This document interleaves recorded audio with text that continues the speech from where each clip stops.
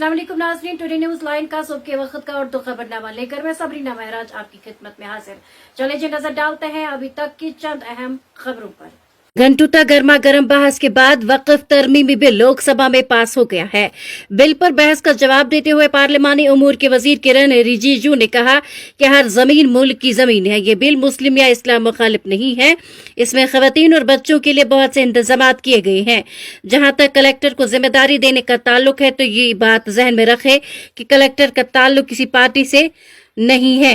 Opposition पर निशाना साधते हुए किरण रिजिजू ने कहा कि आप हम पर पोलराइजेशन की सियासत का इल्जाम लगाते रहते हैं। कौन कर रहा है? आप आइन की कॉपी को लेकर चलते हैं। तिरंगा और आइन को पकड़ना अच्छी बात है, लेकिन फिर ये कहना कि आपको आज़ादी चाहिए, ये ठीक नहीं है। आपको आइन की रूह के साथ रहना होगा। मरकजी वज़ीर दाखिला अमित शाह ने वक्फ बोर्ड तरमीमी बिल पर पार्लियामेंट में बहस में हिस्सा लिया। इस दौरान उन्होंने वाज़ेह तौर पर कहा कि वक्फ में कोई गैर मुस्लिम रुकन नहीं रहेगा। मुसलमान ट्रस्ट एक्ट के तहत अपना ट्रस्ट भी रजिस्टर करवा सकेंगे। अमित शाह ने कहा कि हम वही काम करने जा रहे हैं जो लालू यादव कभी करना चाहते थे। अपोजिशन पर अफवाह फैलाने का इल्जाम लगाते हुए शाह ने कहा कि वो सिर्फ इसलिए एहतजाज कर रहे हैं कि उनकी लूट मार बंद होने वाली है। और इस हवाले से वक्फ एक ट्रस्ट है जो मुसलमान भाइयों की मजहबी सरगर्मियों और उनके अतियात से बनाया गया है। हुकूमत इसमें मुदाखलत नहीं करना चाहती। मतोली भी उनका, वक्फ भी उनका ही होगा। ओवैसी ने पार्लियामेंट में वक्फ बिल की कॉपियां फाड़ी। इधर AIMIM के रुकने पार्लियामेंट असदुद्दीन ओवैसी ने वक्फ बिल की मुखालिफत करते हुए कहा कि आपका मकसद सिर्फ ये है कि मुसलमानों को दूसरे दर्जे का शहरी महसूस कराया जाए। मैं इस बिल को फाड़ दूंगा। ओवैसी ने कहा कि आपको खवातीन को बाइख्तियार बनाने के बारे में बहुत फिक्र करने के लिए बहुत कुछ है। काश आपने बिल्किस बानो से भी ऐसी ही हमदर्दी का इजहार किया होता।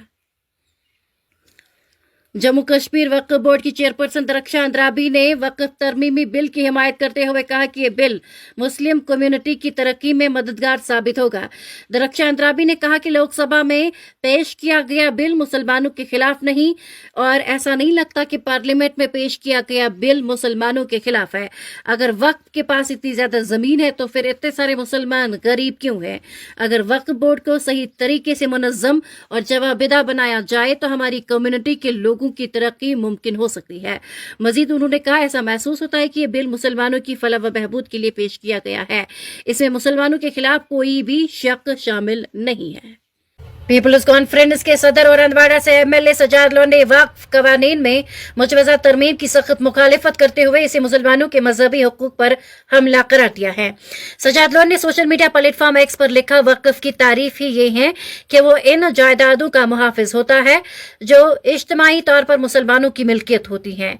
ये एक इस्लामी तस्वुर है। उन्होंने कहा कि पार्लियामेंट की ये तजवीज़ मुसलमानों के मजहबी खुद मुख्तारी पर बराह रास्त हमले के मुतरातिफ है। पार्लियामेंट की मुजवजा तरमीम हमारे अकीदत में खुली मुदाखलत है जिसका मकसद जायज मुतवल्लियों को उनके इख्तियारात से महरूम करना है। तो ये थी सुबह के वक्त की चंद अहम खबरें। इसी के साथ मुझे भी इजाजत दीजिए। अल्लाह हाफिज।